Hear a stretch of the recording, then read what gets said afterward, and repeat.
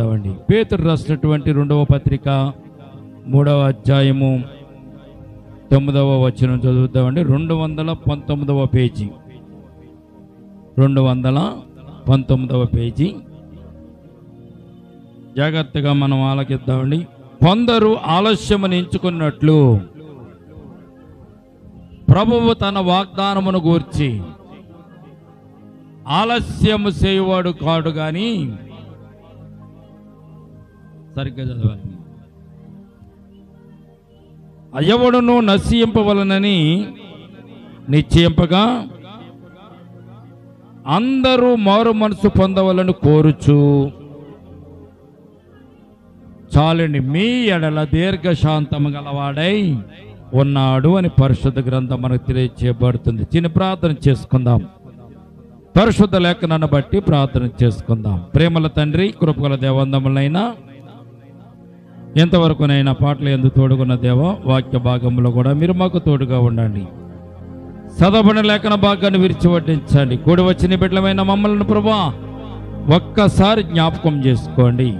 వినగల చెవులు, గ్రహింపగల హృదయం, అంగీకరించే మనసు, ఆనందించే ఆత్మను దయచేయండి. నేను ఈ సమయం ముందు నిలబడి దాసుని వరకు పరచండి. దాసుని ముఖాంతరంలో వచ్చి మీరే మాట్లాడండి. సమయాన్ని, స్థలాన్ని మీ చేతులకు అప్పగించుకుంటూ యేసయ్య ఉన్నతమైన పరిశుద్ధ నామములో ప్రార్థించి మిక్కిలి వినయముతో ప్రతిమలు వేడుకొంటున్నాము తండ్రి. ఆమేన్. ఆమేన్ చెప్తాం మరొకసారి. ఆమేన్. ప్రియ దేవుని బిడ్డలారా, ఈ రాత్రి పరిశుద్ధ సన్నిధానంలో, దేవుని సన్నిధానంలో మనం ఉండడానికి ప్రభు మనకి ఇచ్చిన శ్రేష్టమైన కృపను బట్టి దేవునికి స్తోత్రాలు చెల్లించుకుంటూ చదవబడినటువంటి లేఖన భాగంలో ఉన్నటువంటి అంశమును మరొక్కసారి మీకు జ్ఞాపకం చేస్తాను. ఇక్కడ రాయబడినటువంటి 9వ వచనం, 2వ పేతురు రాసిన పత్రిక 3వ అధ్యాయము 9వ వచనంలో ఏమి రాయబడి ఉందంటే, కొందరు ఆలస్యమని ఎంచుకొనున్నట్లు ప్రభువు తన వాగ్దానమును గూర్చి ఆలస్యము చేయువాడు కాడు. కొందరు ఆలస్యమని ఎంచుకున్నట్లు అపోస్తలుడైనటువంటి పౌలు గారు అనేక విషయాలు రాశారు. పేతురు గారు కూడా అనేకమైన విషయాలు రాశారు. దేవుని యొక్క ఆలస్యానికి కారణం, దేవుడు చేసేటువంటి ఆలస్యానికి ఉన్నటువంటి ప్రాముఖ్యత పౌలు గారు కూడా అనేకమైన సందర్భాల్లో రాసినటువంటి విషయాలు జ్ఞాపకం చేసుకుంటున్నాం. పేతురు గారు కూడా 2వ పేతురు రాసిన పత్రికలు పేతురు గారు కూడా రాసినటువంటి మాట మనం చూస్తే ఆయన అంటాడు, కొందరు ఆలస్యం అని అనుకుంటున్నారు కదా, కొందరు ఆలస్యం అవుతుందని అనుకుంటున్నారు కదా, కొందరు తొందరగా దేవుడు నా కార్యములను సఫలం చేయడం లేదని అనుకుంటున్నారు కదా, నేను ప్రార్థన చేస్తుంటే నా ప్రార్థన ఆలస్యం అవుతుంది ఎందుకు అని అనుకుంటున్నారు కదా, దాని కొరకు నేను ఈ వివరణ ఇస్తున్నాను అన్నట్టుగా ఈ వాక్యము మన కొరకు రాయబడి ఉన్నట్టుగా మనం చూస్తున్నాం. దేవునికి స్తోత్రం కలుగునగాక.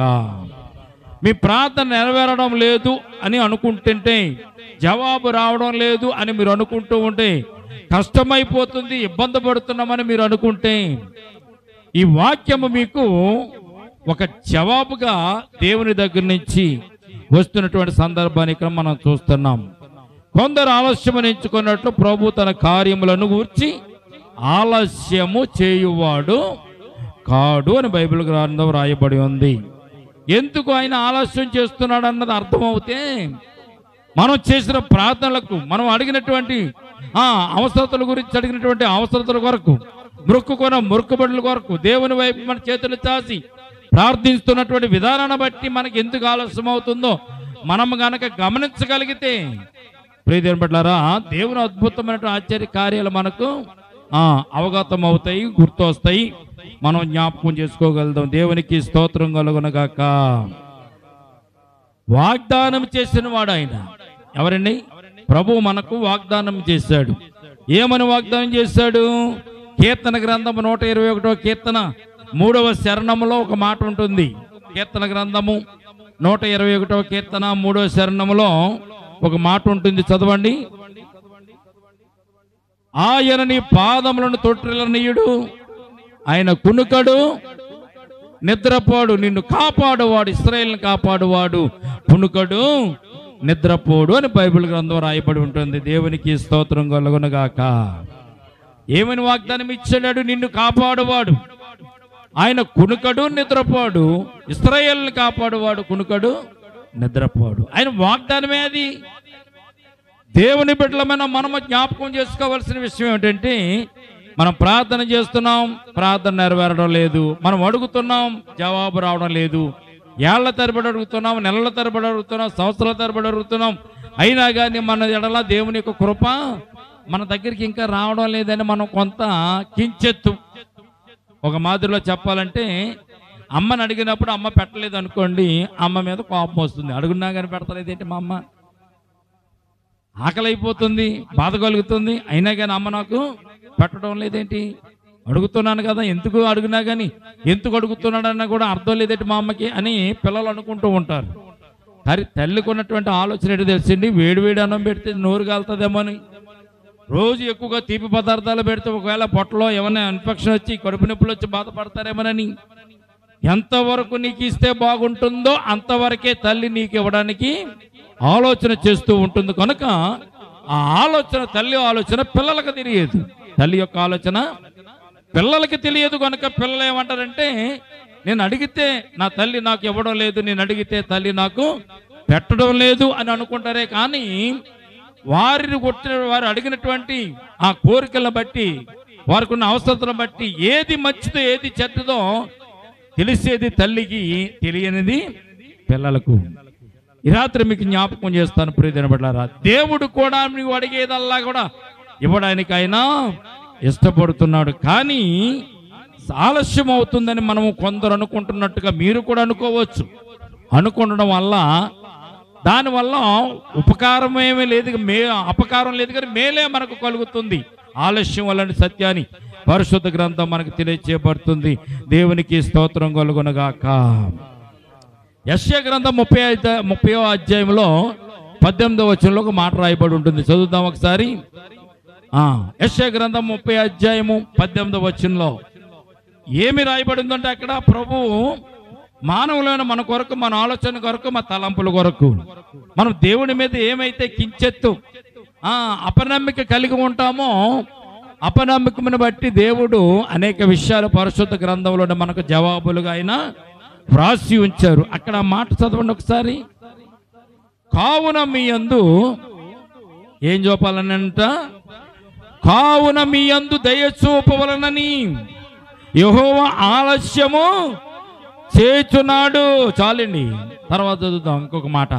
కావున మీ యందు దయ చూపవలనని యెహోవా ఆలస్యము చేయుచున్నాడు. అదేంటండి, ఆలస్యం అమృతం విషయం కదా ఏమండి, ఆలస్యము అమృతము విషయం అయిపోతుంది కదా. ఆలస్యం దేవుడు చేస్తున్నాడంటే ఎందుకు ఆయన ఆలస్యం చేస్తున్నాడు అంటే, ఆయన ఆలస్యం చేయడానికి కారణం ఏంటి ఇక్కడ పరిశుద్ధ గ్రంథం మనకి తెలియచేయబడుతుంది. ఏమని అంటున్నాడు, కావున మీ యందు దయ చూపవలనని యెహోవా ఆలస్యము చేయుచున్నాడు. దేవునికి స్తోత్రం కలుగునుగాక. ఈ సందర్భంలో మీకు ఒక విషయం జ్ఞాపకం చేస్తాను. ఒక వస్తువు కొనాలనుకున్నాము, లేకపోతే ఫ్లాట్ కొనాలనుకున్నాము, స్థలం కొనాలనుకున్నాము, ఒక ఇల్లు కొనాలనుకున్నాం. కొనాలనుకున్నప్పుడు తొందరపడిపోయి మనం కొనేసాం అనుకోండి, అందులో ఏమున్నటువంటి సాధక బాధకలు మనకు తెలియదు, దేవుడికి తెలుసు. అందుకు దేవుడు ఏం చేస్తాడంటే, నీ చేతిలో డబ్బులు ఉన్నా, ఒకవేళ డబ్బులు అప్పు తీసుకొచ్చి కొనాలనుకున్నా కానీ ఆ పనిని దేవుడు నీకు ఆలస్యం చేస్తూ నీకు అది అర్థమయ్యేలాగా దేవుడు ప్రయత్నం చేస్తూ ఉంటాడు కొన్ని సందర్భాల్లో. అటువంటి అప్పుడు, ప్రభువా నేను ప్రార్థన చేస్తున్నాను కదా, నేను కొనుక్కోవాలనుకుంటున్నాను కదా, డబ్బులు కూడా ఉన్నాయి కదా, ఎందుకు నీవు నాకు దాన్ని దయచేస్తలేదు అని ఒకవేళ నీవు దేవుని మీద కోపపడ్డావు అనుకో, ఇక దేవుడు కోపపడతాడని చెప్పి ఒకవేళ నిన్ను ఇచ్చాడు అనుకోండి, కొన్న తర్వాత వచ్చి తిప్పలు వచ్చినాయి అనుకోండి, ఆ తిప్పలను బట్టి నువ్వేమంటావు, దేవుడిని, ప్రభువా నేను ప్రార్థన చేశాను కదా, ఇన్ని తిప్పలు ఉన్నాయని చెప్పవచ్చు కదా, నేను తొందరపడి కొంటున్నా కానీ నువ్వు ఆపొచ్చు కదా. చాలాసార్లు మనం అంటూ ఉంటాం. అవ్వమ్మ గారు పండు తింటుంటే దేవుడు ఎందుకు వచ్చి పీక పట్టుకోలేదు, తినకుండా ఎందుకు ఆపలేదు, అసలు పండు ఎందుకు పెట్టాడు దేవుడు అని మన ప్రశ్నలు కదా. దేవుని ఆలోచనలు వేరు, మనుషుని యొక్క ఆలోచనలు వేరు. దేవుని తలంపులు వేరు, మనుషుని యొక్క తలంపులు వేరు. మన ఆలోచనలు దేవుని ఆలోచనలకి భిన్నంగా ఉంటాయి. మానవుని యొక్క ఆలోచనలు మన ఎంతవరకు అప్పటికప్పుడు జరిగిపోవాలి, ఏదైనా అప్పటికప్పుడు జరిగిపోవాలి. దేవుని దగ్గర నిత్యము సుఖశాంతులతో మనం బ్రతకాలని దేవుని కోరుకుంటున్నట్టుగా ఇక్కడ మనం చూస్తున్నాం. కావున మీ యందు దయ చూపాలని. దయ చూపాలంటే దేవుడు అక్కడండి, మనుషుల వాళ్ళు ఏం కాదు. ఆయన దయ చూపాలని ఆలోచన చేస్తున్నాడు. చాలాసార్లు మేము అనుకుంటాం ఏంటి ప్రభు ఎంత ప్రార్థన చేస్తున్నాం, ఎన్నిసార్లు అడుగుతున్నాం, నీ సన్నిధిలో మోకరిస్తున్నాం, అడుగుతున్నాం, నీ బిడ్డలమే కదా నైనా అని ప్రార్థన చేస్తూ ఉంటాం. మేము ప్రార్థన చేస్తున్నప్పుడు ఈ వాక్యం జ్ఞాపకం వస్తూ ఉంటుంది. కొందరు అనుకున్నట్లుగా ప్రభువు తన వాగ్దానములను గురించి ఆలస్యం చేయవాడు కాడు. ఆయన వాగ్దానం చేశాడు, వాగ్దానం ఇచ్చాడు, కాపాడుతానని వాగ్దానం ఇచ్చాడు, నడిపిస్తారని వాగ్దానం ఇచ్చాడు, క్షేమమునిస్తారని వాగ్దానం ఇచ్చాడు. ఆలస్యం చేయవాడు కాడు. ఆలస్యం జరుగుతుందంటే ఎక్కడో ఏదో లోపాలు పొరపాట్లు ఉన్నాయి కనుక వాటిని సరిదిద్ది అప్పుడు నీకు మేలు చేయాలని దేవుడు కోరుకుంటున్నాడు. దయ చూపాలనైనా కోరుకుంటున్నాడని పరిశుద్ధ గ్రంథం మనకు తెలియజేయబడుతుంది. కొన్నిసార్లు తట్టుకోలేక మనం దేవుణ్ణి సిరాక పెడతాం, దేవుని విసిగిస్తాం, దేవుని మీద కోపపడతాం, దేవుని మీద కూడా మనము ముఖం సాటేస్తూ ఉంటాం. ఈ రాత్రి దేవుని యొక్క ఆలస్యానికి గల కారణాలు, ఎందుకు దేవుడు ఆలస్యం చేసి తన బిడ్డలను ఓర్పు కలిగినట్లుగా దేవుడు ఎందుకు చూస్తున్నాడో పరిశుద్ధ గ్రంథంలో వచ్చి ఒక స్టోరీని మనం జ్ఞాపకం చేసుకుందాం. ఒక చరిత్రను మనం జ్ఞాపకం చేసుకుని దాన్ని అనలైసిస్ చేసినట్లయితే, దాన్ని అర్థం చేసుకున్నట్లయితే దేవుని యొక్క కృప బాహుళ్యం ఎంత గొప్పదో మనకు అర్థమవుతుంది. 2వ రాజుల గ్రంథము 4వ అధ్యాయము 1వ వచనం నుంచి 7వ వచనం వరకు మనం చదివినట్లయితే, ప్రియదేని బిడ్డలారా, ఇక్కడ ఒక చిన్ని చరిత్ర ఒకటి ఉంటుంది. ఆ చరిత్ర మనము జ్ఞాపకం చేసుకుందాం. చదువుదామా? అంతటా ప్రవక్తల శిష్యులలో ఒకని భార్య, నీ దాసుడునైన నా పెనిమిటి చనిపోయిను, యెహోవా యందు భయభక్తులు గలవాడై ఉండనని నీకు కూడా తెలిసై ఉన్నది. ఇప్పుడు అప్పులవాడు నా 2 కుమారులను తనకు దాసులుగా ఉండుటకై వారిని పట్టుకొనుట పోటుకు వచ్చి ఉన్నాడని ఎలీషాకు మొర్ర పెట్టగా. ఇక్కడ ఒక కుటుంబాన్ని చూస్తున్నాం. ఆ కుటుంబంలో ఉన్నటువంటి యజమానుడు చనిపోయాడు. చనిపోయినటువంటి యజమానుడు కూడా మామూలుగా లోకంలో తిరిగి లోకపు అలవాట్లకు అలవాటు పడి చనిపోలేదు, కానీ దేవుని యందు విశ్వాసం ఉంచి, భయభక్తులు ఉంచి, నమ్మిక ఉంచి, దేవుని ఎడల భయభక్తులు కలిగి జీవిస్తూ చనిపోయాడు. ఆయన చనిపోయిన తర్వాత ప్రియమైన బిడ్డలారా, ఆ కుటుంబంలో కొంత ఇబ్బంది వచ్చినట్లుగా పరిశుద్ధ గ్రంథంలో మనం చూస్తున్నాం. ఆ కుటుంబంలో అక్రతలు కలిగి వారు ఉన్నట్టుగా మనం చూస్తున్నాం. ఏమని రాయబడి ఉంది? అంతటా ప్రవక్తల శిష్యుల ఒకని భార్య, నీ దాసుడు నా పెనిమిటి చనిపోయిన అతడు యెహోవా యందు భయభక్తులు గలవాడు ఉండెనని నీకు తెలుసు. యెహోవా యందు భయభక్తులు కలిగి ఉన్నాడు, భక్తి కలిగి ఉన్నాడు, దేవునిలో ప్రార్థన కలిగి ఉన్నాడు, విశ్వాసం కలిగి ఉన్నాడు. ప్రవక్త అయినటువంటి ఎలీషా గారు చెప్పిన ప్రతి పనికి కూడా తూచా తప్పకుండా, కాదనకుండా వెళ్ళి ఆ పనులు చేసుకొచ్చిన వాడిగా ఈ వ్యక్తి శిష్యుడు ఉన్నట్టుగా పరిశుద్ధ గ్రంథంలో మనం చూస్తున్నాం. అయితే ఆ కుటుంబంలో ఒక శ్రమ వచ్చింది, ఒక బాధ వచ్చింది. అప్పులు అనేటువంటి బాధ ఆ కుటుంబానికి వచ్చినట్లుగా పరిశుద్ధ గ్రంథంలో మనం చూస్తున్నాం. ఏమొచ్చిందండి ఆ కుటుంబంలో? అప్పులు అనేటువంటి బాధ కుటుంబానికి వచ్చింది. అయితే ఇక్కడ మనం జ్ఞాపకం చేసుకోవాలి, భయభక్తులు కలిగి ఉన్నాడు కదా, విశ్వాసంతో ఉన్నాడు కదా, భక్తి కలిగి ఉన్నాడు కదా, ప్రవక్త అయినటువంటి ఎలీషా దగ్గర పరిచారకుడుగా ఉన్నాడు కదా, తన జీవితం అంతట్లో కూడా ఏమాత్రం దేవుని భక్తి విషయంలో ఏ లోటు లేకుండా జీవించాడు కదా. మరి చనిపోయిన తర్వాత అప్పులు అతని మీద ఎందుకు పడ్డాయి, కుటుంబం మీద ఎందుకు పడ్డాయి? ఒక్కసారి మనము జ్ఞాపకం చేసుకోవాలి. అప్పుడు ఆ కుటుంబంలో ఉన్నటువంటి తన భార్య ఏమనుకుంటుంది? ఏంటి ప్రభా, నా భర్తని ఎందుకు భయభక్తులు కలిగి ఉన్నాడు, విశ్వాసం కలిగి ఉన్నాడు, విధేయత కలిగి ఉన్నాడు, మేము లోకంలో జీవించలేదు, నీ మీద ఆధారపడిన భర్త జీవించాడు, మేము కూడా జీవించాము, మాకేంటి శ్రమలు అని ఆవిడ అంటుంది. ఏ కుటుంబంలో అయినా కానీ అంటారు. భయభక్తులు కలిగి జీవిస్తూ ఒకవేళ యజమానుడు చనిపోయినప్పుడు ఆ కుటుంబంలో వారు అనేటువంటి మాట ఏంటంటే, ప్రభువా నిన్నే సేవించి, నిన్నే కనపరిచి, నిన్నే ఆరాధించి, నిన్నే స్తుతించి, నీ పేరుని జపించి మేము జీవిస్తుండగా ఏంటి నా కుటుంబంలో ఎంత శ్రమ, అప్పుల బాధ. ఎప్పుడైతే యజమాని చనిపోయాడో అప్పుల వాళ్ళు వచ్చి ఖరీదైనటువంటి వస్తువులన్నీ కూడా ఒకసారి పట్టుకెళ్ళిపోయారు. రెండోసారి మరలా వచ్చారు, ఖరీదైన వస్తువులు ఏం లేవు. వస్తువులు లేకపోయేసరికి వాళ్ళు వచ్చి ఏం చేశారండి, ఇద్దరు కుమారుల్ని దోసులుగా ఉంచడానికి తీసుకుని వెళ్ళిపోవడానికి మరలా వారు వచ్చారు. వచ్చిన తర్వాత ఈ సహోదరు ఏం చేసిందంటే కొద్ది గడువు అడిగింది, సమయం అడిగింది. గడువు సమయం అడిగి దైవదయ్యం ప్రవక్త అయినటువంటి ఎలీషా గారి దగ్గరికి వెళ్ళి ఆయన దగ్గర తనకున్నటువంటి గోడును చెప్పుకుంటుంది. కారణం ఏంటో తెలుసండి, దేవునితో మాట్లాడగలిగినటువంటి ఒక వ్యక్తి ప్రవక్త అక్కడ ఉన్నాడు, ఎలీషా ప్రవక్త గారు. ఎలీషా ప్రవక్త దేవునితో మాట్లాడేవాడు, దేవుడు ఎలీషా ప్రవక్తతో మాట్లాడు. నా విషయాన్ని అంతా కూడా దేవునికి చెప్పుకుంటానని ఆయన దగ్గరికి వెళ్ళి చెప్పుకుంది. అయితే ప్రియపడారా, ఇక్కడ ఒక విషయం జ్ఞాపకం చేసుకోవాలి. ఆమెకు సహాయం చేయడానికి దేవుడు ఎందుకు ఆలస్యం చేశాడు? అప్పుల వారు వచ్చి తన పిల్లలను తీసుకుని వెళ్ళిపోయే అంతటి పరిస్థితిని దేవుడు ఆమెకి ఎందుకు కల్పించాడు? ఈ రోజున మనం జ్ఞాపకం చేసుకోవాలి. ఒక వ్యక్తిని ఆపరేషన్ చేయడానికి తీసుకెళ్లారంటే కారణం ఏంటి?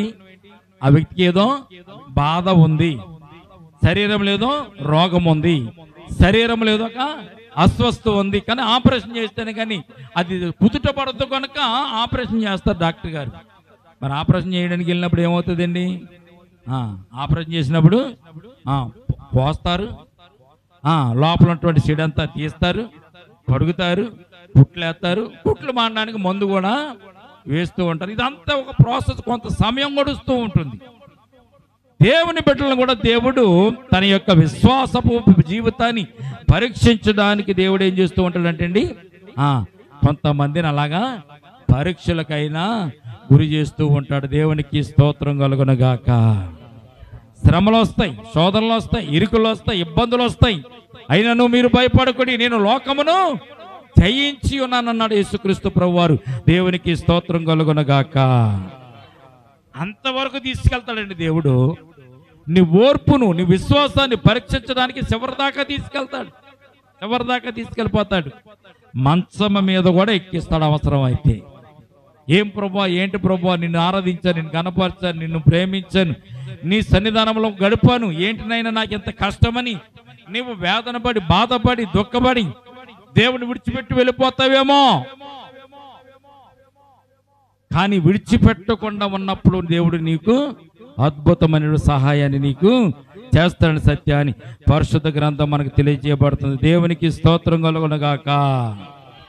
నా భర్త చేసిన సేవకు ఫలితం మీద ఆ స్త్రీ అంటుంది, సహోదరు అంటుంది, నా భర్త చేసినటువంటి సేవకు ఫలితంగా ఇదే ఫలితమా?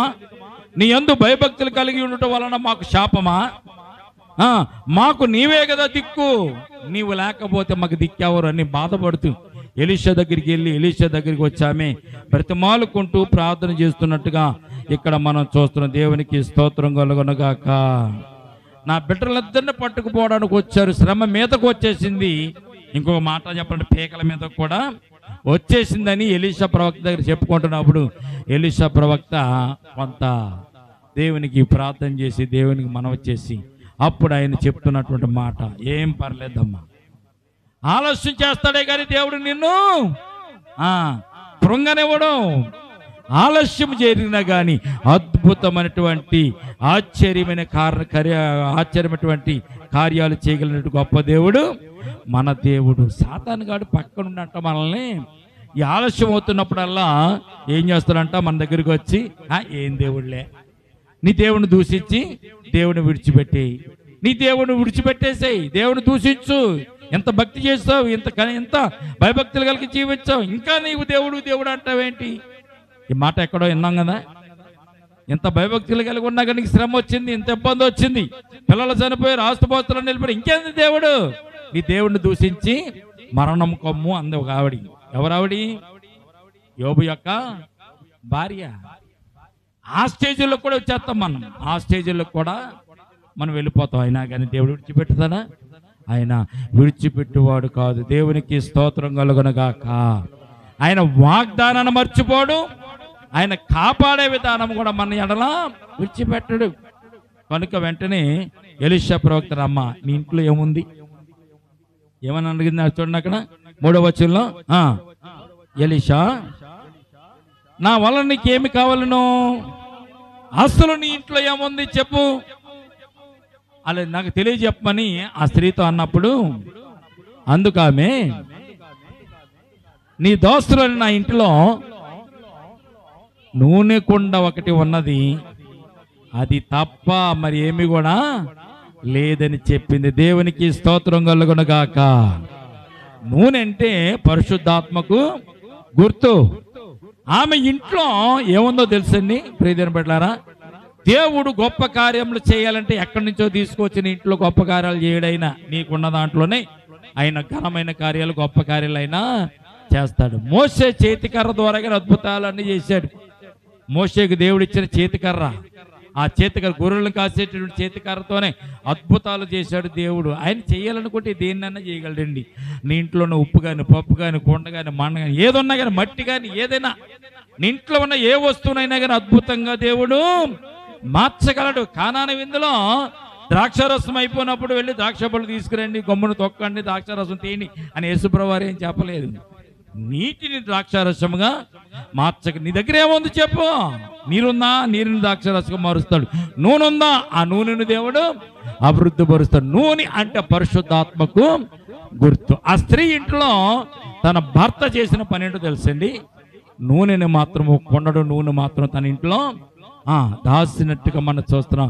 దేవునికి స్తోత్రం కలుగునుగాక. పూర్వకాల దినాల్లో ఎక్కువగా అత్తర్ని, నూనెని వారు సంపాదించి అట్టి పెట్టుకునేవారు. ఈ రోజుల్లో మనం ఏం దాచుకుంటాం, బంగారాన్ని, వెండిని, డబ్బులను, ఆస్తుపాస్తులుగా పొలాలను, ఇళ్లను కొనుక్కుని మనం దోచుకుంటూ ఉంటాం. ఆ రోజుల్లో నూనెను అలాగే అత్తరుని వారు దోచుకునేవారు. యేసు ప్రభు వారికి పాదాలకు పూసినటువంటి మరి మగ్దలేని మరీ తీసుకొచ్చిన అత్తరు దోచుకున్నటువంటి అత్తరు, అది అవసరతలో ఉపయోగపడుతుందని దోచుకున్నటువంటి అత్తరు. ఆ అత్తరు తీసుకొచ్చి యేసు ప్రభు పాదాలకు అభిషేకం చేసింది. దేవునికి స్తోత్రం కలుగునుగాక. ఆమె ఎందుకు అభిషేకం చేసింది తెలుసా, నాకు యేసు ప్రభు దొరికితే ఈ అత్తరుతో నాకు పని ఏంటి, యేసు ప్రభువే నాకు దొరికాడు, రక్షకుడే నాకు దొరికాడు, నన్ను రక్షించడానికి వచ్చిన వాడు ఆయనే నాకు దగ్గర ఉండగా నేను దాచుకున్నట్టు అత్తరు నాకు పనే ఉంది, అన్ని విషయాల్లో తోడుగా ఉండే ఆయన ఈయనే అని చెప్పి అత్తరుని యేసు ప్రభు వారికి సమర్పించుకుంది. దేవునికి స్తోత్రం కలుగునుగాక. ఏముందా మన ఇంట్లో, నేనేం చేయాలి నీకు అని ఎలీషా ప్రవక్త అడిగినప్పుడు, నూనె కుండ మాత్రం ఒకటే ఉందయ్యా, ఇంకేం లేదంటే, సరే నూనె కుండ ఉంది కాబట్టి దేవుడు ఆ నూనె కుండ ద్వారా నీకు అద్భుతాన్ని జరిగిస్తాడు. నీ అప్పులన్నీ కూడా తీర్చేస్తాడు. నీ బిడ్డలు ఎక్కడికి వెళ్ళరు, నీ బిడ్డలు దోషం అవరు, ఎక్కడున్నా కానీ కరువు కాలం అంతా కూడా నీ బిడ్డలు పెద్దవారు అయ్యేంత వరకు కూడా నీకు ఆదాయాన్ని దేవుడు ఇస్తాడని చెప్పి ఏం చెప్పాడు, ఆమెకు చెప్పిన మాట ఏంటి తెలుసా, మీరు ఇంట్లోనికి వెళ్ళి ఖాళీ కొండలను తీసుకొచ్చి ఇంట్లోకి వెళ్ళిపోయిన తర్వాత నూనె ఉన్న కొండని ఖాళీ కొండలో పోయండి అని చెప్పాడు ఎలీషా ప్రవక్త గారు. ఎందుకు ఆ మాట చెప్పాడు, ఎలీషా గారు ఇక్కడే ఉండి ఆ నూనె ఆ ఇల్లంతా కూడా నిండిపోను కాకంటే సరిపోను, వచ్చేస్తాను. కానీ ఎలీషా ప్రవక్త చెప్పింది తెలుసండి, విశ్వాసాన్ని పరీక్షించడానికి దేవుడు ఒక్కొక్కసారి కొన్ని మార్గాలు మనకు చూపిస్తాడు. ఖాళీ కొండలు తీసుకురమ్మా, ఇంట్లోకి వెళ్ళు, ఖాళీ కొండలను నువ్వును నీ కొడుకులు కలిసి ఇంటికి తలుపు వేసి లోపలికి వెళ్ళి గదిలోనికి వెళ్ళి తలుపు వేసుకుని ఖాళీ కొండలోకి నూనె ఉన్న కొండను ఆ కొండలోంచి ఈ కొండను నింపండి అని చెప్పాడు. ఎవరికైనా ఏమనుమానం వస్తుంది, ఒక గ్లాసులో ఉన్నటువంటి నీటిని ఖాళీగా ఉన్న గ్లాసులో పోతే నీరున్న గ్లాసు ఏమవుతుంది, ఖాళీ అవుతుంది కదా. సర్వసాధారణం, ఈ లోకంలో ఉన్నటువంటి సర్వసాధారణమైనటువంటి విషయం. నిండుగా ఉన్న పాత్రలో అనేది నీరు కానీ నూనె కానీ ఏదన్నా ఖాళీ పాత్రలో పోసినప్పుడు నిండుగా ఉన్నది ఖాళీ అవుతుంది, ఇది నిండుతుంది. ఇందులో మళ్ళీ అందులో పోతే ఇది ఖాళీ అవుతుంది, అది నిండుతుంది, సర్వసాధారణం.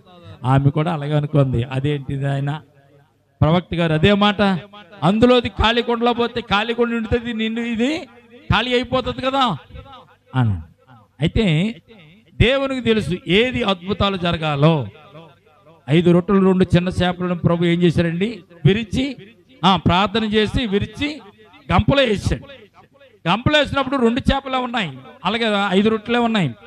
గంపలో నుంచి తీసి వేరే గంపలోకి వేస్తున్నప్పుడు ఈ గంపలో ఉన్నటువంటి 5 రొట్టెలను 2 చేపలను అభివృద్ధి పడడం చెందడం వారు చూస్తారు. దేవునికి స్తోత్రం కలుగును గాక. నీ విశ్వాసాన్ని పరీక్షించడానికి దేవుడు అప్పుడప్పుడు కొన్ని గొప్ప కార్యాలు చేస్తాడు. నీకు చెప్తాడు, సలహా చెప్తాడు.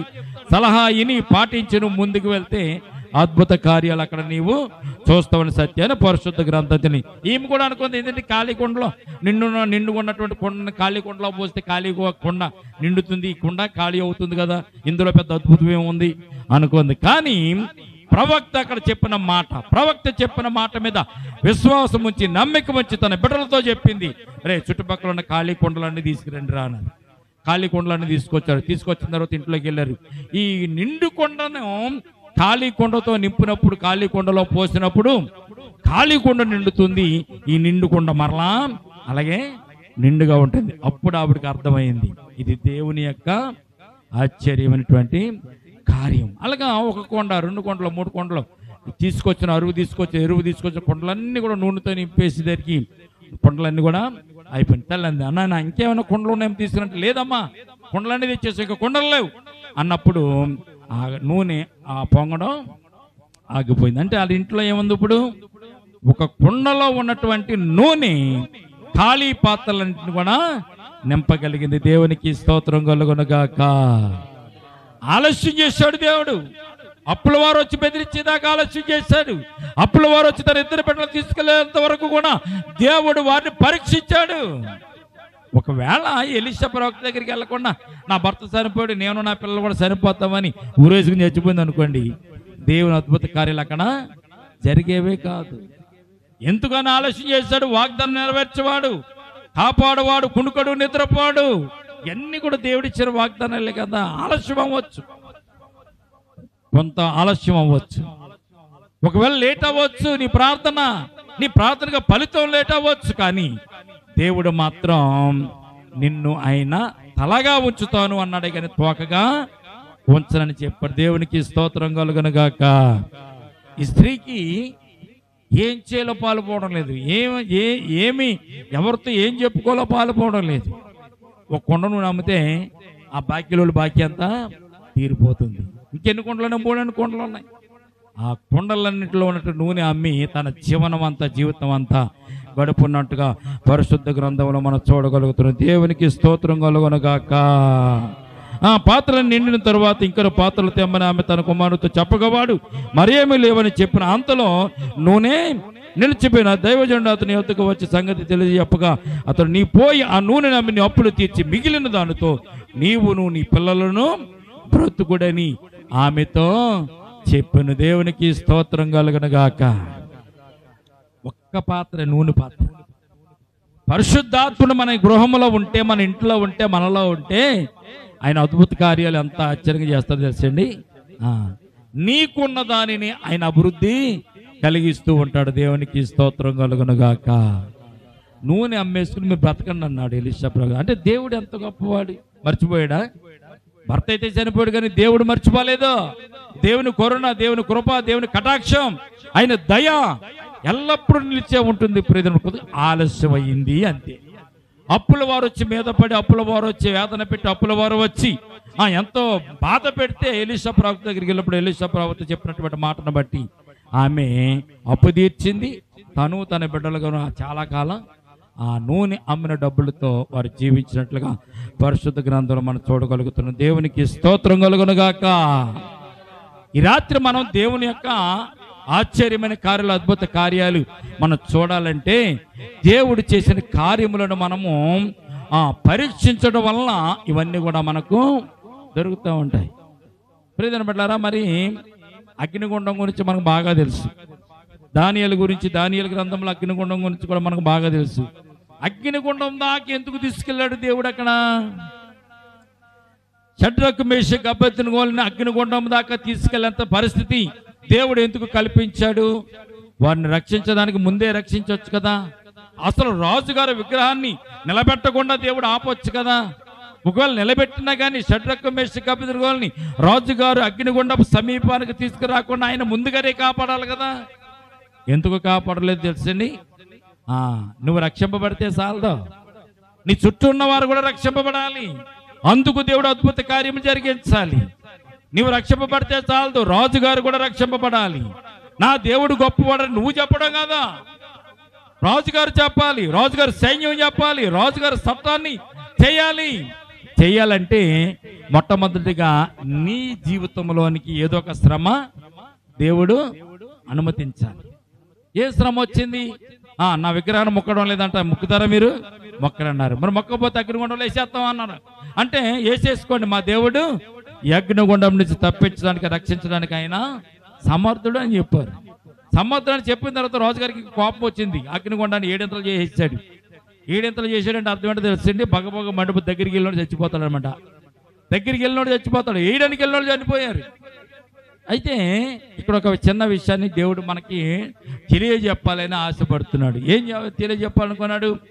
దేవుని యొక్క ఆశ్చర్యమైన కార్యాలు భూమి మీద ఉంటాయి, నీటిలోనూ ఉంటాయి, ఆకాశంలోనూ ఉంటాయి, భూమి కింద ఉంటాయి, అగ్నిలో కూడా ఆయన కాపాడగలిగినటువంటి శక్తిమంతుడిని తెలియచేయడానికి షడ్రకు మేషకు అబేద్నెగోల్ని అగ్నిగుండము దాకా దేవుడు నడిపించినట్టుగా మనం చూస్తున్నాం. 3వ అధ్యాయం దానియేలు గ్రంథం 16వ వచనంలో ఒక మాట మనం చూసినట్లయితే అక్కడ చూడండి ఏమని రాయబడి ఉంది. దానియేలు గ్రంథంలోకి వెళ్ళండి. దానియేలు గ్రంథంలో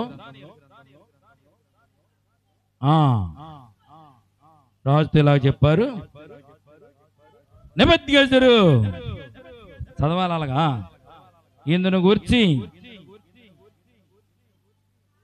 అమ్మా ఇందును గూర్చి ప్రత్యుత్తరం ఇయ్యవలనటువంటి చింత మాకు లేదు.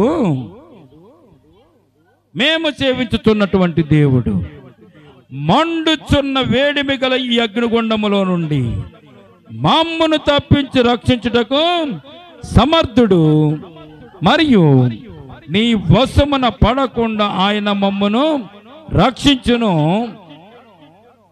ఒకవేళ ఆయన రక్షింపలేకపోయినా గాని, రాజా మీ దేవతలు మేము పూజింపవనియు బంగారపు ప్రతిమకు నమస్కరింపమనియు తెలుసుకొనుము అని చెప్తున్నారు. ఇలా రాజుగారికి ఎదురు తిరిగి మాట్లాడేటువంటి ధైర్యము, అధికారము, ఆ శక్తి ఎవరిచ్చారంటే దేవుడే తన ఆత్మ ద్వారా వారికి అనుగ్రహించినట్టుగా పరిశుద్ధ గ్రంథంలో మనం చూస్తున్నాం. 19వ వచనం, అందుకు నెబుకద్నెజరు రాజు అత్యాగ్రహము నొందినందున షడ్రకు మేషకు అబేద్నెగో వారి విషయంలో అయిన ముఖము వికారమైన కనుక గుండమును అంటే అగ్నిగుండమును ఎప్పటికన్నా 7 అంతలు వేడిమిగా చేయమని ఆజ్ఞ ఇచ్చాను. మరియు తన సైనికులు ఉన్నటువంటి బలిష్ఠులను కొందరు పిలువనంపించి షడ్రకును మేషకును అబేద్నెగోను బంధించిన వేడిమి గల మండుతున్న అగ్నిగుండములు వేడిన ఆజ్ఞగా వారు వారి అంగిలను నిలుట అంగిలను వస్త్రములను తక్కిన వస్త్రం తీయకనే ఉన్న పాటున 3 వేడిమి కలిగి ఉన్న అగ్నిగుండములో పడవేసిరి.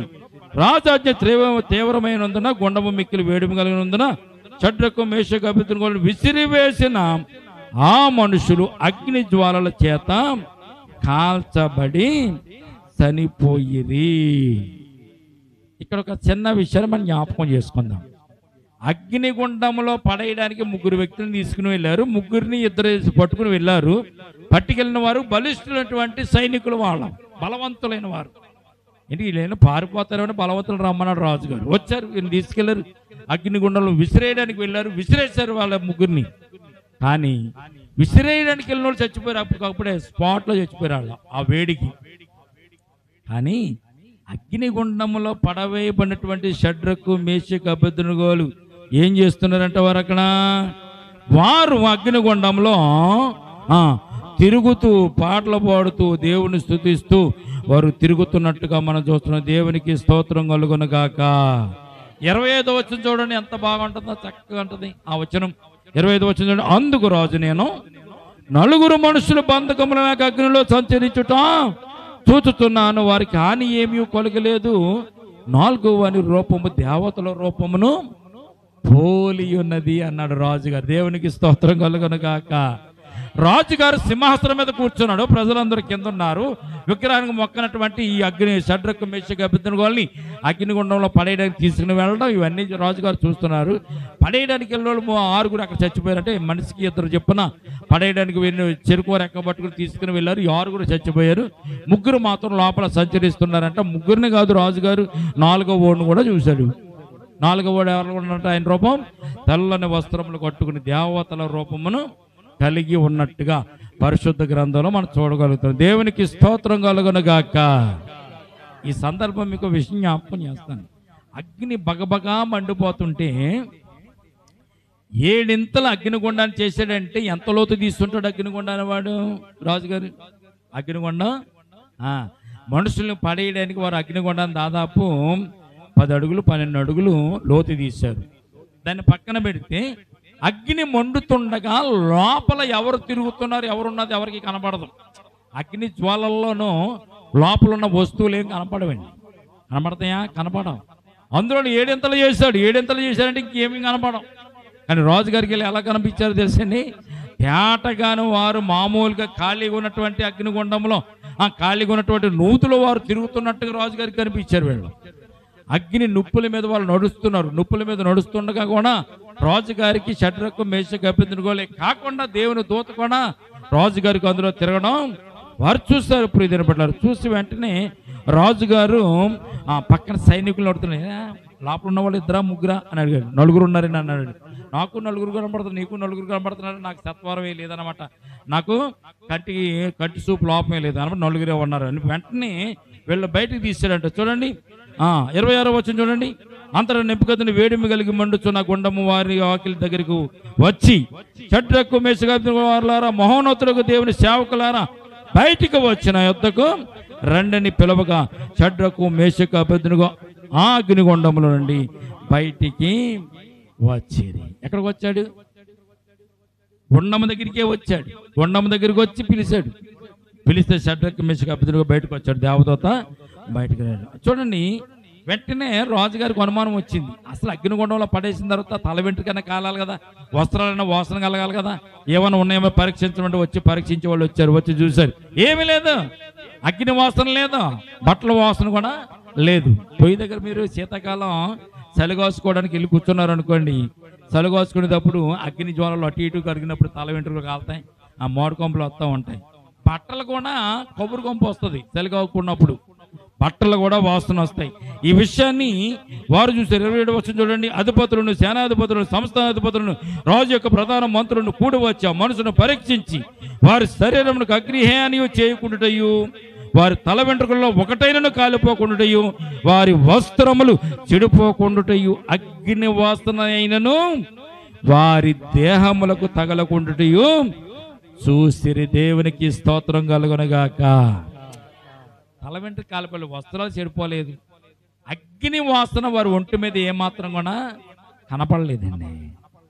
దేవుని అద్భుతం కదా, ఆయన ఆశ్చర్యం కదా. అగ్నిగుండం దాకా తీసుకెళ్ళవలసిన పనే వచ్చింది దేవుడికి మనం అనుకుంటాం. కానీ అగ్నిగుండంలోనికి వెళ్ళబట్టి, అగ్నిగుండంలో వారిని పడేయబట్టి రాజుగారు మార్పు పొందాడు. రాజుగారే కాదు, రాజుగారి సేవకులు, సైనికులు వాళ్ళందరూ కూడా నిజమైన దేవుని తెలుసుకునేటువంటి అద్భుతమైనటువంటి కార్యం అక్కడ జరిగినట్టుగా మనం చూస్తున్నాం. దేవునికి స్తోత్రం కలుగునుగాక. ఆలస్యానికి ఏదో ఒక అద్భుతమైనటువంటి కార్యం దేవుడు మన కొరకు చేయడానికి ఆయన ఇష్టపడుతూ ఉంటాడు. కనుక ప్రియమైన బిడ్డలారా, 28వ వచనం చూడండి. నెబుకద్నెజరు స్టేట్మెంట్ అనమాట. నెబుకద్నెజరు ఇస్తున్న స్టేట్మెంట్. నెబుకద్నెజరు షడ్రకు మేషకు అభ్యర్థులుగాను వీరి దేవుడు పూజార్హుడు. అమ్మా ఆయనున్నాయి. వీరి దేవుడు ఎటువంటి వాడు తెలుసా? పూజింపదగినవాడు. ఆయనే తన దూతను పంపించి తన్ను ఆశ్రయించిన దాసులను రక్షించెను. వారు తమ దేవుని కాక మరి ఏ దేవునికి నమస్కరింపకయు ఏ దేవుని సేవింపకి ఉందుమని తమ దేహములను అప్పగించి రాజు యొక్క ఆజ్ఞను వ్యర్థపరిచిరి. చాలా ఆశ్చర్యం. రాజుగారు చెప్తున్నాడు ఈ స్టేట్మెంట్. వారి దేహాలను అగ్నికి అప్పగించారు. వారి దేవుని తప్ప వేరే దేవుని వారు పూజించనన్నారు అని చెప్పి ఇక్కడ రాజుగారు ఇక్కడ చేస్తున్నారు. 29వ వచనం, కాగా నేను ఒక శాసనము నియమించుతున్నాను, నేను ఒక కట్టడాన్ని నియమిస్తున్నాను అన్నాడు రాజుగారు. దేవునికి స్తోత్రం కలుగును గాక. నేను ఒక కట్టడం నిర్మిస్తున్నాను. ఏంటన్న కట్టడం అంట? ఏమనగా శాస్త్రం నియమించుతున్నాను. అది ఏమనగా ఇవ్విధముగా రక్షించుటకు సమర్థులకు దేవుడు కాక మరి ఏ దేవుడును భూమి మీద లేడు. ఆయన తప్ప మీరు ఎవరిని పూజించినా కానీ మిమ్మల్ని తీసుకొచ్చి అగ్నిగుండంలో పడేస్తారని స్టేట్మెంట్ ఇచ్చాడు. దేవునికి స్తోత్రం కలుగును గాక. షడ్రకు మేషకు అబెద్నెగో కూడా అని ఉంటారు, ఏంటి ప్రభా ఎంత పూజించి ఎంత కనపరిచి ఎంత నేను తినే ఆహారం విషయంలో కానీ తాగే పానీయ విషయంలో కానీ మేము భయభక్తులు కలిగి జీవించి ఉండగా ఇంత శ్రమ మాకు రావాలా, అగ్నిగుండంలో పడవేసే స్థితిలో మీకు వచ్చేయాలా అని వారు కూడా అనుకుని ఉండవచ్చు. ఒకవేళ అగ్నిగుండంలో పడేద్దని తీసుకొచ్చినప్పుడు కూడా వారు ప్రార్థన చేసుకుంటూ ఉండొచ్చు, ప్రభా తప్పించు తప్పించు తప్పించు, నీ బిడ్డలను తప్పించు, మా ప్రార్థన ఆలకించు అని అనుకుని ఉండొచ్చు. అందుకే వారు ఎంత ప్రార్థన చేసినా ఎంత అనుకున్నా అక్కడ గొప్ప కార్యం జరగాలి కాబట్టి దేవుడు వారిని అగ్నిగుండం దాకా తీసుకుని వచ్చి అగ్నిగుండంలో నుంచి అయినా వారిని తప్పించాడు. దేవునికి స్తోత్రం కలుగును గాక. అందుకే 2 పేతురు 3:9 కొందరు ఆలస్యమని అనుకున్నట్లు ప్రభు తన వాగ్దానముల గురించి ఆలస్యము చేయువాడు కాదు. మన జీవితంలో ఎన్నో అవంతరాలు, ఎన్నో ఆశలు, ఎన్నో కోరికలు, ఎన్నో ఇబ్బందులు ఉంటాయి. మనకున్న అవసరం తీరక మనము ప్రార్థన చేస్తున్నప్పుడు కూడా ప్రార్థన ఫలింపనప్పుడు మనం కూడా ఇలాగే అనుకోవచ్చు. కానీ దేవునికి కార్యాలు ఆశ్చర్యమైన కార్యాలు కంటికి కనపడవు, చెవికి వినపడవు, హృదయానికి అసలు అర్థం కాదు. దేవుని ఆలోచనలు మనకు అర్థం కాదండి. అర్థమైతే ఎప్పుడో మనం బాగుపడబోదు. దేవుని ఆలోచనలు కానీ, దేవుని కృప కానీ, దేవునికి ఆశ్చర్య కార్యాలు కానీ మనకు అర్థం కాదు, మన హృదయానికి తెలియదు. భార్య ఆలోచన భర్త తెలదు, భర్త ఆలోచన భార్య తెలదు, పిల్లల ఆలోచన తల్లిదండ్రులు తెలదు, తల్లిదండ్రుల ఆలోచన పిల్లలకు తెలియదు. హృదయంలో ఉన్నటువంటి ఏది కూడా ఎవరికి తెలియదు, కానీ దేవుడికి తెలుసు. మన హృదయంలో ఉన్నటువంటి ప్రతి ఆలోచన తెలుసు, కానీ ఆయన ఆలోచన మనకు తెలియదు. కనుక ఆశ్చర్య కార్యాలు జరిగేంత వరకు కూడా మనము దానిని నమ్మలేం. కనుక మనలో ఉన్న విశ్వాసాన్ని పెంపొందించడానికి, విశ్వాసంలో మనం బలిష్ఠులుగా ఉండడానికి, విశ్వాసంలో మనం స్థిరపరచబడడానికి, మనకున్నటువంటి అవసరతలన్నీ కూడా తీర్చగలిగిన వాడు ఆ దేవుడేని మనం తెలుసుకుని సన్నిధానంలో మోకరించి ప్రార్థించేంత వరకు ఆయన వాగ్దానం మర్చిపోడు. మనకున్న శ్రమల్లో కూడా నడిపిస్తూ ఉంటాడు. జయాన్ని కూడా ఆయన మనకి అనుగ్రహిస్తూ కావున మీ యందు దయ చూపాలని ఆలస్యము చేస్తున్నాడు. వారి యందు దయ చూపించాలని షడ్రకు మేషకుని అగ్నిగుండం దాకా తీసుకొచ్చాడు. అగ్నిగుండంలో దయను చూపించాడు. ఆ యొక్క విధవరాలను కూడా చూడండి, అప్పులు వాళ్ళు వచ్చి బెదిరించినా కానీ, బెదిరింపులు ఆమె భయపడినా కానీ అప్పులు వాళ్ళు అప్పు తీర్చి తన బిడ్డలు తను కూడా సుఖంగా జీవించడానికి దేవుడు ఎంతో ఆశ్చర్యమైన కృపను చూపించాడు, దయని చూపించాడు. ఈ రోజున మనం కూడా మన జీవితాల్లో కూడా జరగని కార్యాలు చాలా ఉంటాయి. ప్రార్థన చేస్తున్నాం, జరగడం లేదు.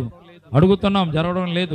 కోరుకుంటున్నాం, జరగడం. నెలలు గడిచిపోయి, వారాలు గడిచిపోయి, సంవత్సరాలు గడిచిపోయి, అయినా కానీ దేవుని యొక్క వాగ్దానాన్ని బట్టి ఒకవేళ చింతపడుతున్నామేమో, ఆ చింతన గురించి దేవుడి రాత్రికాల సమయమందు ఆయన మనతో మాట్లాడడానికి ఈ లేఖనాల్లో మనకు దయచేసాడేమో. ఈ రాత్రి మనం దేవుని సన్నిధానం ప్రార్థన చేస్తున్నాం. ప్రభా, మేము కూడా ప్రభా ఆలస్యమని ఎంచుకుని ప్రభా నీ అందు మేము నేను ప్రభా నేను వేదన పడుతున్నామేమో, బాధపడుతున్నామేమో, ఏం దేవుడులే అని మేము కూడా ఒకవేళ అనుకుంటున్నామేమో, మా కొరకి మీరు వాక్యాన్ని మాకు దయచేసినందుకు స్తోత్రాలను ప్రార్థన చేసుకుందాం.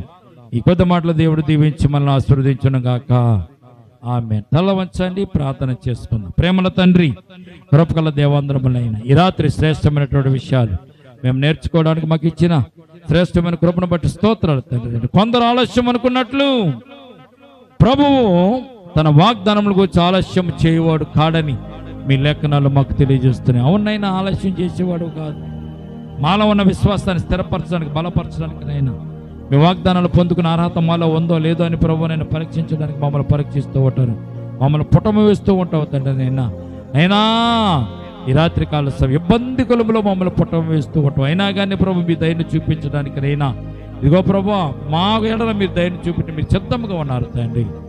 ఈ రాత్రి మీరు చూపించిన శ్రేష్టమైన కృపను బట్టి స్తోత్రాలు, ఈ వాక్యంను బట్టి కూడా స్తోత్రాలు. ఇదిగో ప్రభునైనా మరి ఎలీషా యొక్క నేను ప్రభు శిష్యులలో నేను ప్రభు ఒక శిష్యుడు చనిపోయినప్పుడు భార్య వచ్చినైనా తనకున్న అప్పులను బట్టి నేను, తన భర్త చేసిన అప్పులను బట్టి నేను బాధపడినప్పుడు నేను ప్రభు ఎంతో అద్భుతంగా ఆశ్చర్యంగా ప్రభు ఆమె జీవితంలో మీరు గొప్ప కార్యాలు జరిగించారు. స్తోత్రాలు తండ్రి.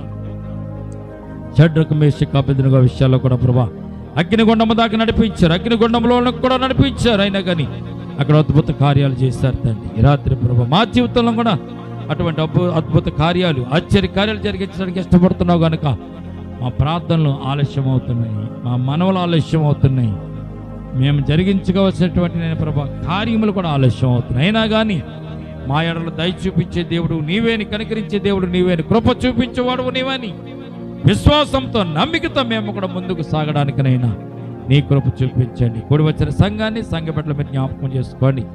సంఘ బిడ్డల జీవితంలో కూడా ఇటువంటి నేను ప్రభు సమస్యలు ఉంటే నేను వారు నేను ప్రభు తెప్పరలడానికినైనా, విశ్వాసం ముందుకు సాగడానికినైనా నీ వాక్యాన్ని వారు జ్ఞాపకం చేసుకునే కృప చూపించండి. మా చుట్టుపక్కల ఉన్న ప్రతి ఇంటిని, ప్రతి గృహాన్ని కూడా మీరు జ్ఞాపకం చేసుకోండి తండ్రి.